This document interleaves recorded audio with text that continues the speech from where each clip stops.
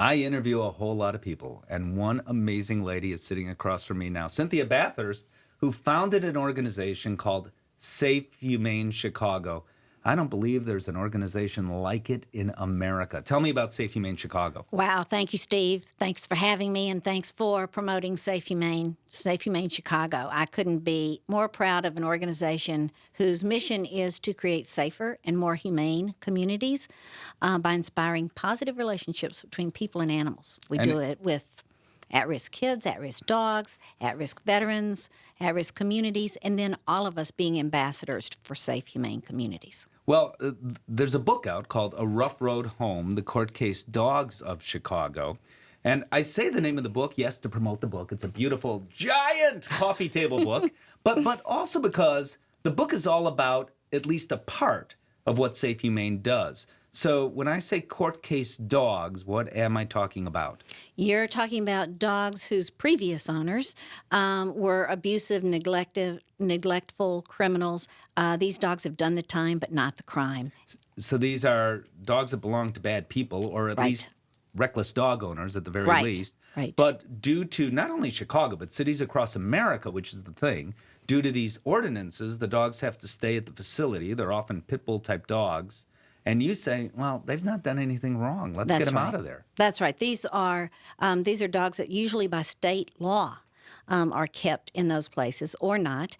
And also they have not done anything wrong. They're just tainted by association, which is not only unfair, but the wrong message to send about what our community, our state, our country is about. Mm-hmm. So what do you do for these dogs?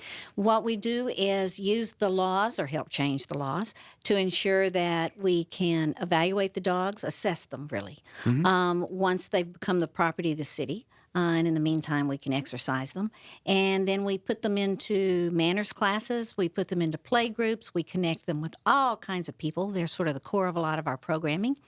We get them into rescues. Many rescues who we depend on to take out, get them in a home, get them into fosters, then get them into adoptive homes. We have 800 of them, Steve, who would have been, all but about 16 by percentages would have been dead if it hadn't been for this program. Well, that is incredible. And they're good dogs is the thing. They're companion animals. They're loving pets. Yeah. They are service.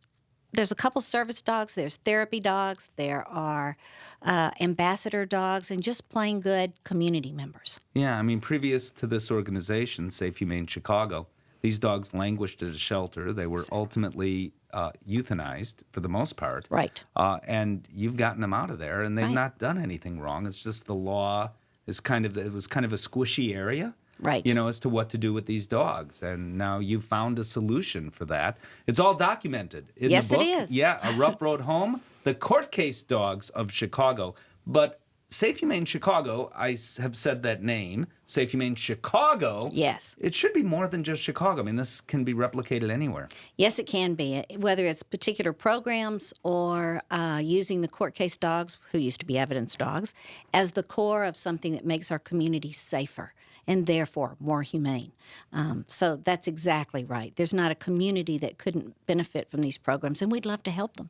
And you also do a lot of other things that we haven't touched on. I mean, you reach kids. Right. You reach into the community in a rather interesting way. You do that through, in part, the churches. Yes. We go to many of the churches in various areas. We go to park district facilities. We go to schools. We take people into schools. So basically, we're taking the program into communities so they can take it on themselves. And from the lower sides, the insides, wherever it is, the core, we are going to make safe, humane communities. So if we're safer and more humane to our animals, might we be, as I often say, more humane to one another? Indeed. Those two terms apply to both species, people, dogs, cats. Yes. And others. We even have some court case cats, Steve. I love the fact you said cats as well. Yes. For further information, there is a website, I am certain. Yes, there is. It's at safehumanechicago.org. All right. Well, it's great that Chicago's doing this, but I hope other cities around the country begin to do this as well. And if you have your way, I suspect that will happen. Indeed. And with your help and your listeners' help, hopefully it will. Okay. I'm here to help. Thank you, Cynthia. Thank you.